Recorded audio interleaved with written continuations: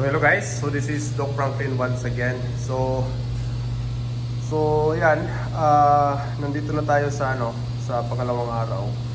At nabuksan ko na ngayon si leatherhead.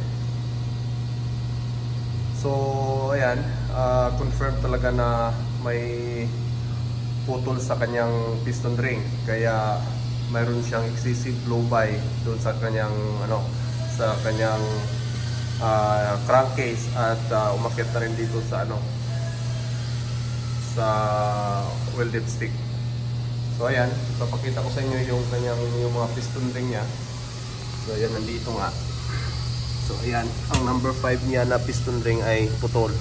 Kaya may excessive blow-by talaga siya.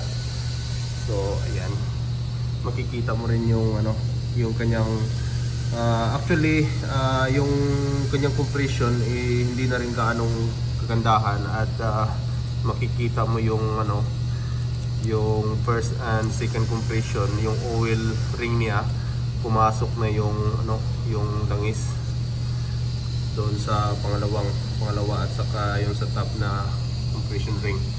So ayan, palitin talaga at nakikita ko yung maayos naman yung mga bearing.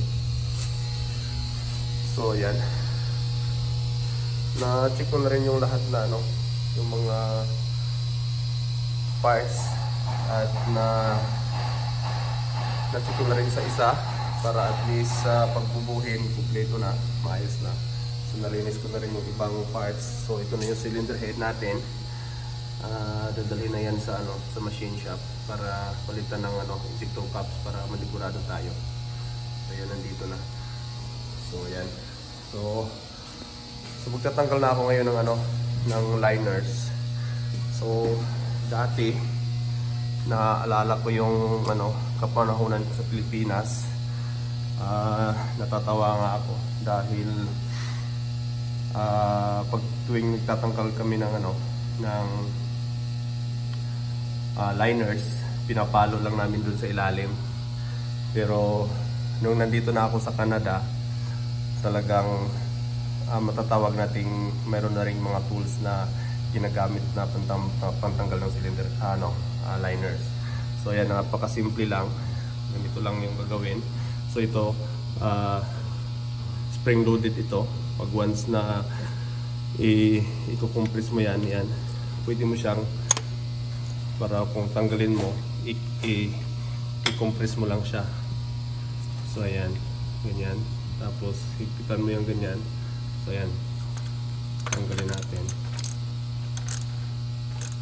So maingat lang yung dahil kailangan pumapasok dun sa lips. Pero wala naman siyang tatamaan dahil yung kanyang crankshaft tinakpan ko na rin. So ayan, titingnan nyo ha.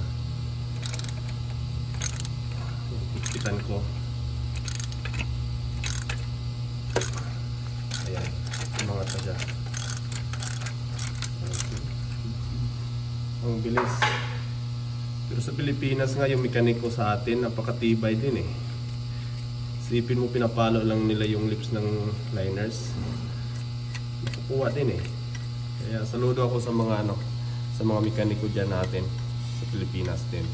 At salamat din sa mga mentors ko na kung wala sila, hindi ako makakarating dito sa Canada para magtrabaho ng ganitong trabaho. Salamat at God bless sa inyo lahat.